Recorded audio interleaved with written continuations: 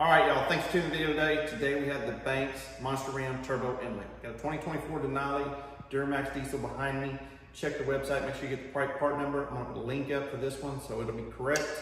And what we're gonna talk about today is the difference between these two pieces. What's the benefit, okay?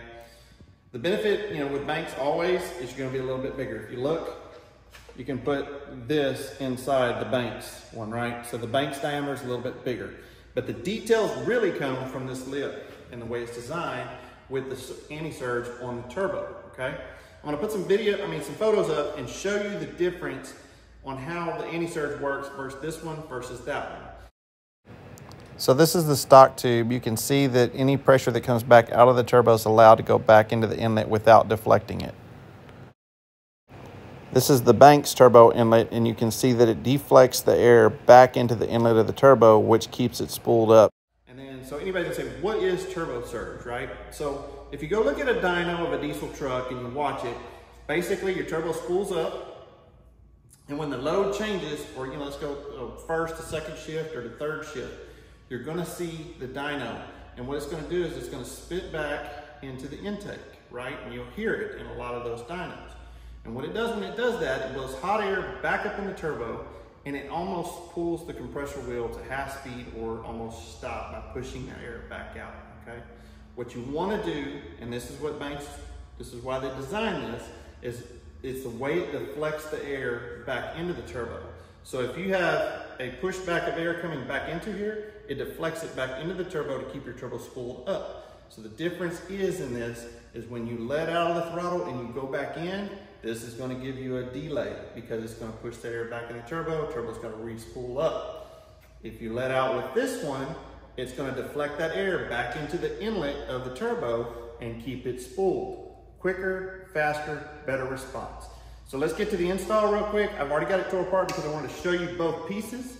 But let me get the camera. We'll take a look, see what we need to do. Okay, y'all, Banks is a really good video on installing this. If you want to watch it, go for it. Two options. You can either do it without removing the compressor or remove the compressor. For me, dropping those bolts down the galley looked a little risky. I was like, you know what? I'm going to pull the belt, just take the compressor off. It took about another 5-10 minutes. You are going to need this. It's basically a 13 millimeter. It's a 1/4 inch drive wobble, and this is how you will get it out if you don't want to pull the compressor. But for me, it was just easier, so I pulled the compressor. But we'll turn this around real quick and I'll show you what I did. So I've got a rag in the turbo just to make sure I don't get anything in there while I'm getting all this ready. But if you look back here, this bolt's gonna give you a little bit of a hard time later. So if you've got the compressor off, you wanna go ahead and just cut it. There's no reason that stud needs to be there. That'll make it easier. And anyway, you just pull the belt, get the compressor up, just unplug a few harnesses, and there's 2 bolts on there. And I'll drop in the piece right now about how to stuff a towel under it to make sure you don't drop that other bolt. Okay, so I've got all the plastics removed. You can see that.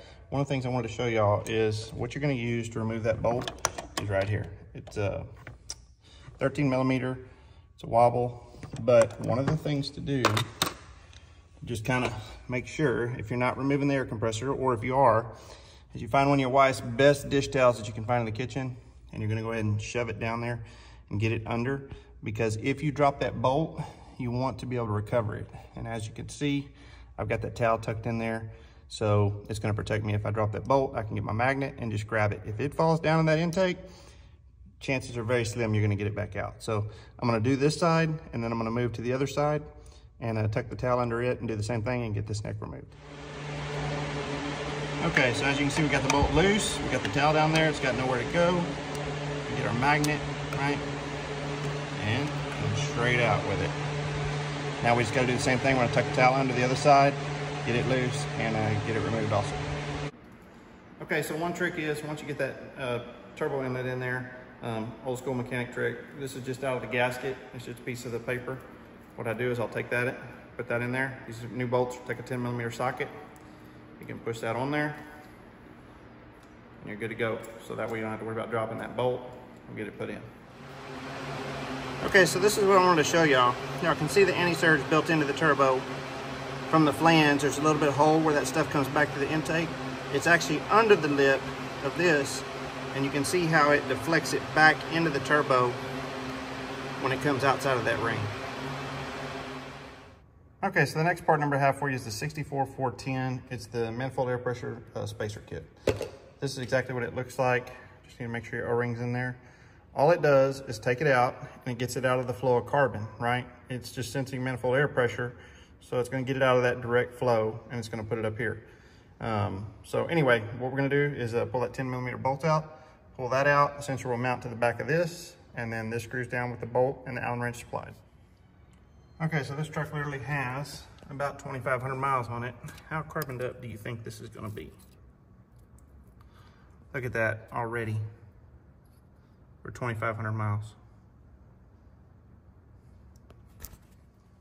And that's gonna be your finished install. All right, y'all, so first impression, driving down the highway, I got this thing installed and I can definitely tell a difference. On the low end pickup, just from a start, it seems to have a little bit more pep. And then where it really shines is on the shifts, just like I talked about in the beginning of the video. Man, it doesn't, like, you know, you kind of had to feel that little slouch right in a shift and then it would kind of pick back up. Guys, this thing is just steady through those shifts with a more steady power. So, you know, if you don't understand turbo surge, man, research it, check into this part. It's really worth it. Absolutely love it on this truck. If I was buying another truck tomorrow, it's one of the first things I order. So anyway, I'll put a link to it right here. If you want to purchase it, you get 10% on the bank's website. If you use Rocky for the code, you get a 10% discount also on anything you purchase on the bank site. So go there, check it out. Thanks for watching the video. If you like it, please hit that like, please hit that subscribe, and we'll catch you on the next video.